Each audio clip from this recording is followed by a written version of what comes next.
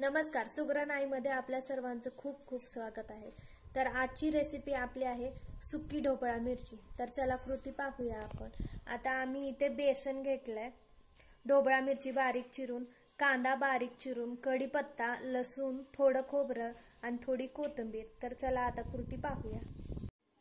तर चला सर्वात प्रथम आपण ढोबळा मिरची जी बारीक चिरून घेतलेली आहे ती थोडीशी परतवून घेऊया।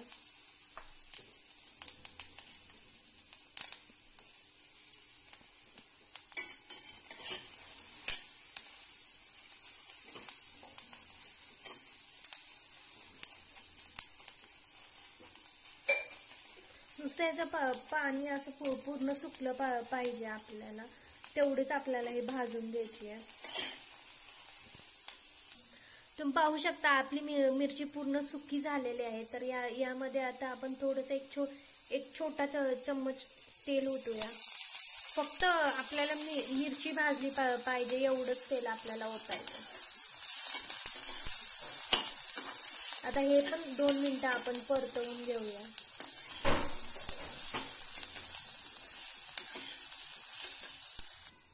तर आपली ढोबळा मिरची 2 मिनिटं परतवून झालेली आहे। तुम्ही पाहू शकता की पूर्ण आपली ढोबळा मिरची छानपणे भाजून घेतलेली आहे। तर आता आपण चला ही एक साईडला काढून घेऊया।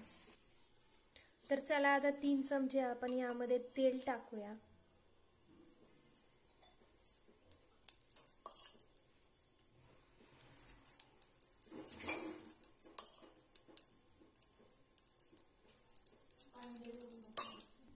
तर आपलं तेल इथे गरम झालेलं आहे। थोडे आपण जिरे यामध्ये टाकूया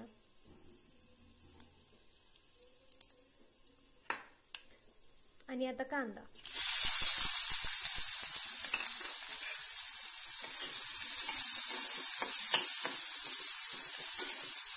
हा कांदा नीट आपल्याला आता ब्राऊन होईपर्यंत भाजून घ्यायचा।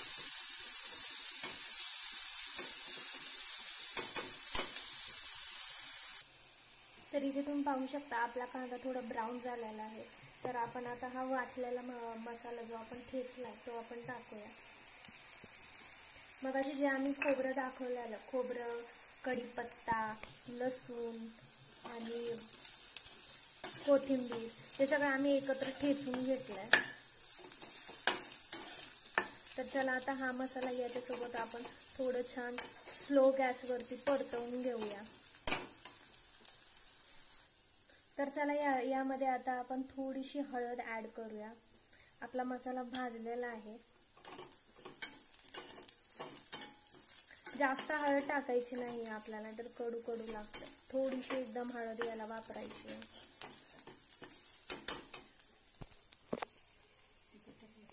एक अर्धा चमचा आपण तिखट टाकायचं आहे। जे घरगुती तिखट आपण जे भाजीला रोज वापरतो ते टाकायचं आहे। तर हे मिश्रण आता पूर्णपणे परतवून घ्यायचं आहे। तर चला यामध्ये आता ढोबळा मिरची टाकूया।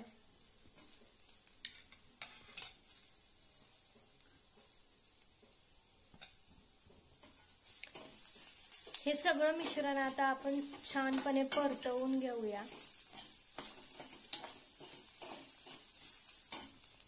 चवीनुसार मीठ टाका।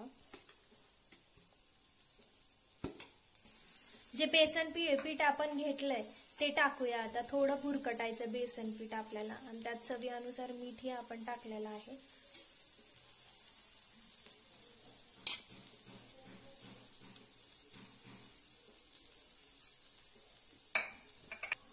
हे मिश्रण आता पूर्ण नीट मिक्स करून घेऊया।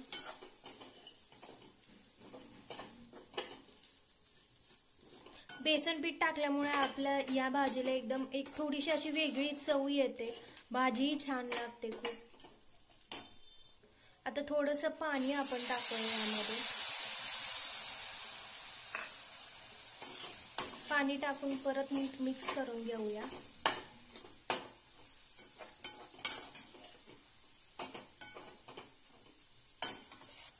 थोडंसं अजून आम्ही पाणी टाकलंय, जेणेकरून हे पूर्ण भाजी आता आपण वाफलून घेऊया। तर हे मिश्रण आपण आता 5 मिनिटं वाफलून घेऊया। तर आपली ढोबळा मिरची वाफलून झालेली आहे आणि तयार ही आहे। तुम्ही पाहू शकता एकदम मस्त वास सुटला पूर्ण घरामध्ये आणि खरंच खूप छान लागते अशा स्टाईलने ही ढोबळा मिरची. लहान मुलं खात नसतील तर हे या स्टाईलने नक्की करून पहा, नक्की खातील ते. आणि अशाच चमचमीत रेसिपींसाठी आमच्या चॅनलला सबस्क्राईब करायला विसरू नका. कमेंट करून सांगायला नक्की विसरू नका कशी वाटली तुम्हाला ही रेसिपी. आणि चॅनलला सबस्क्राईब करा आणि बेल आयकॉनवरही हिट करा. असेच खात राहा टुमटुमीत राहा.